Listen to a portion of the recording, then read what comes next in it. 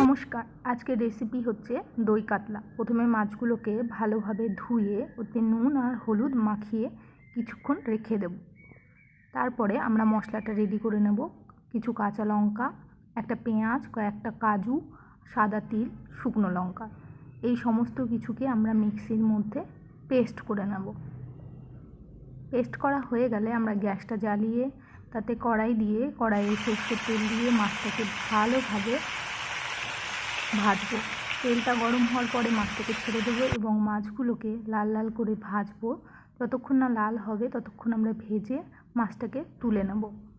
মাছটা তোলার পরে ওই তেলের মধ্যেই আমরা কালো জিরে, গোটা গরম মশলা, তেজপাতা, শুকনো লঙ্কা দিয়ে একটু অপেক্ষা করব একটা সুন্দর স্মেল বেরোনো অবধি।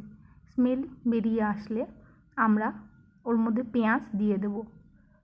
পেঁয়াজটাকে ভালোভাবে ভেজে নেব। পেঁয়াজটা হালকা লাল লাল হয়ে আসলে তার মধ্যে আমরা আগের থেকে বেটে রাখা পেস্টটা এই তেলের মধ্যে দিয়ে দেব। সম্পূর্ণ পেস্টটা তেলের মধ্যে দেওয়ার পরে আমরা ওটাকে ভালোভাবে নাড়াচাড়া করে দেব। গ্যাসের হিটটা মিডিয়াম রাখবো। তারপরে ওর মধ্যে লো হিটে আমরা দই দেব। লো হিটে দইটা দিয়ে দইটাকে ভালোভাবে মিশিয়ে নেব। দইটাকে ভালোভাবে মিশিয়ে নেওয়ার পরে মশলা তেল ছাড়লে এইরকমভাবে যখন তেল ছেড়ে আসবে তখন আমরা জল ঢেলে দেব।